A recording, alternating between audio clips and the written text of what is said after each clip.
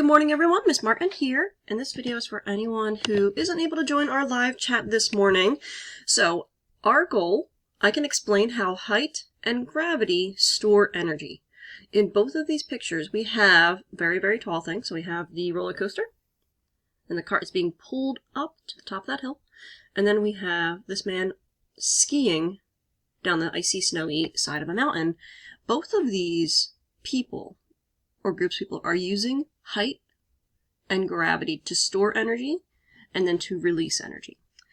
Before we get into our review from Monday's assignment, I wanted to go back over stored energy versus released energy. I noticed on the exit ticket from Friday, a lot of people had trouble with this one, so let's talk about it one more time. So stored energy, another word for that, and the word that scientists use, is potential energy. It's energy that makes things able to move to do work. So I have a picture here, bunch of parked cars, right? They're parked on the side of the road, there's no one in them. What in this picture shows stored energy? And the answer is the cars, they have gasoline in their tanks. They're able to start the car and move the car. So I want you to think of stored energy as the ability to move. We know that it can go. So what is released energy? Released energy is kinetic energy. Energy of something that's in motion.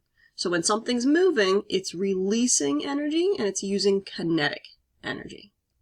So in this picture we have some stoplights, they're red. Where is released energy in this picture? So what we know of traffic lights, these cars are stopped. I know this one at least is stopped. These might still be slowing down. But this car here has released energy because he is flying through that intersection when he shouldn't be. Okay, so a car in motion, a biker in motion, anything that's moving is releasing the energy it had stored. So reviewing Monday's assignment, what is the difference between a car and a roller coaster? People had a lot of ideas on these. I accepted them all. The big one we were looking for is that a car has an engine and a roller coaster doesn't. Okay, how do you think roller coasters move without an engine? We had a lot of good predictions there. What happens when you ride your bike down a big hill?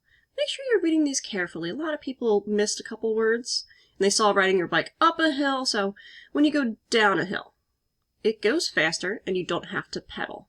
So it might be hard pedaling up to the top of that hill, but once you're there, you can zoom right down it without any issues. You don't even have to exert any energy when you're going down a big hill. How do roller coasters store energy? They store energy in the same way as you do driving to the top of those hills. They store energy by height and gravity. When the roller coaster, what pulls the roller coaster car to the top of the hill, it's a motor and chain pull it up to the top. After that, there's no motors or anything else involved. Once it reaches the top of the hill, it slightly tips over, and then it just ends up flowing through the rest of the ride unaided. So let's talk about my bumper coaster experiment. The big takeaway, and sometimes the marbles all went in, sometimes they didn't. But the big takeaway was the bigger the hill, the faster and farther both balls went.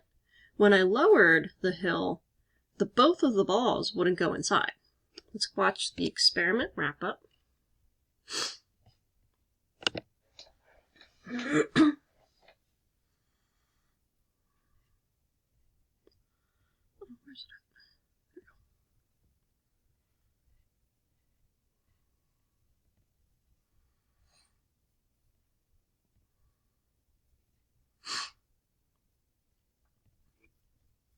So, what did you find out as you added more marbles to the bumper coaster track? Here are some things we noticed. Adding more marbles to the track definitely stopped the hill marble from going into the alligator's mouth. In fact, by adding enough marbles, we could even start the hill marble from a pretty high place and still avoid the alligator's mouth. Annie would find this a great design. It meets her criteria that the track still be really fun while also avoiding the alligator. But why does introducing more marbles stop the hill marble from going into the alligator's mouth? After all, when one thing has energy and then collides or bumps into another thing, that energy gets transferred, causing the second thing to start moving. But as you can see from your experiment you just did, not all of that energy from the hill marble gets transferred, does it?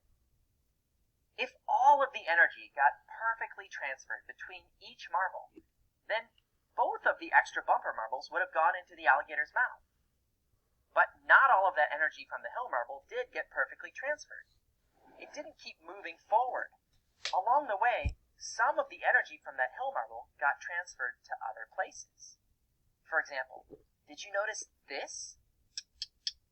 As each marble collides with the next marble, you hear a sound. That sound travels through the air and goes out towards your ears. As you'll learn, if you study sound in the Waves of Sound unit, there is evidence that sound itself is a form of energy. So by adding marbles along the track, each time they smack into the next marble, the sound that's created is a little bit of energy from the hill marble that's now traveling not forwards, but towards your ear. This explains why each marble, as it moves forward, doesn't move all the way to the alligator's mouth. Some of the energy from the hill marble is being transferred to the air around the marbles, not just traveling forward from marble to marble. In fact, that's something you can notice next time you see anything around you bumping into or colliding with something else. There's always a sound. Sometimes it's a soft, barely noticeable sound, like the sound of your head falling into your pillow after a long day. Other times, it's a lot louder, like the sound of a belly flop. That looks painful. But every time there's a collision, there's a sound, and it's some of the energy being transferred from the object to the air around it. See if you can notice that next time you see a collision. Have fun, and stay curious. All right, so before I move on, what I want to do is review the experiment they set up because it was slightly different than the one I did. I didn't have any marbles, so I had to kind of adapt. But in this experiment they set up, they did multiple marbles in multiple positions, and when the one marble hit the other, it would hit the other one and hit the other one. This is called energy transfer. As energy is transferred from the hill to the colliding marbles, a little bit of that energy is lost when you hear the sound. Okay? So let's go back to height giving us energy. Can you think of any other examples of height giving something energy? All right, so some pictures I have here is a hill. Maybe if you've ever rolled down a hill, right? Go to the top of the hill, or if you've gone sledding down a hill. Another one, people who go up to the mountains, I think of an avalanche. Avalanches are really noisy, so that means as they are releasing their energy, they're also losing some of it in the sound that's given off. Another one is waterfalls. The water is flowing, and then since it's at that big height, it's stored lots of energy, and the water cascades over the side, and it goes very quickly, it's very loud, it's giving off a lot of energy as it goes. So I also wanted to share a park that's completely people-powered. Let's see if we can find ways that energy is stored, transferred, and released using height.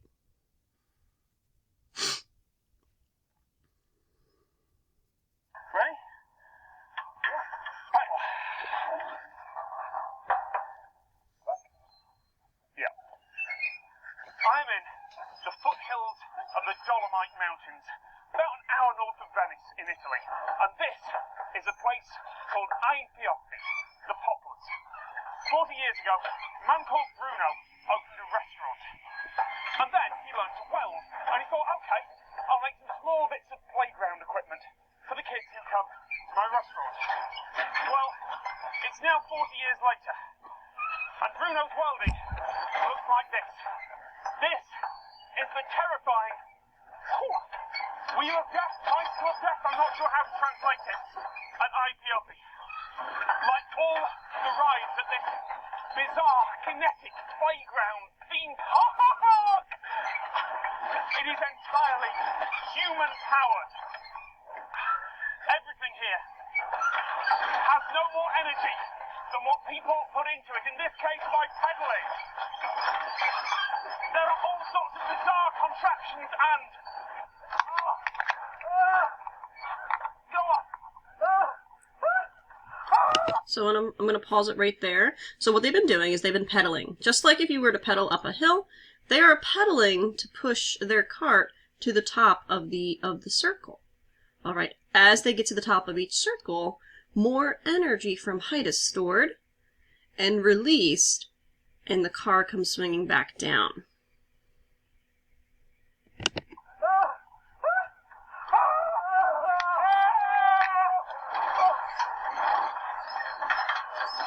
Now they don't have to pedal as much as they go because they've already been storing up a lot of energy to make it go. Let's see if they're able to flip it all the way around.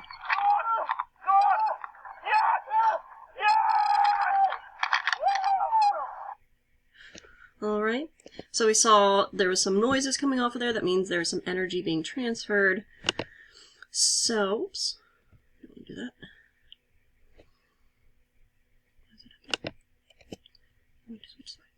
So another good example is skiing that charges up and takes and gives you energy from height. So ski lift takes people up the hill or up a mountain. And then once you're on top of the mountain, all you got to do is slide down. Energy is released as the skier glides down through the snow. Okay?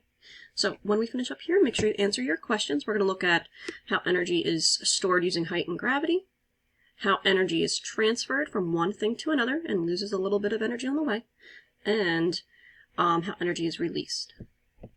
Keep up the good work, guys.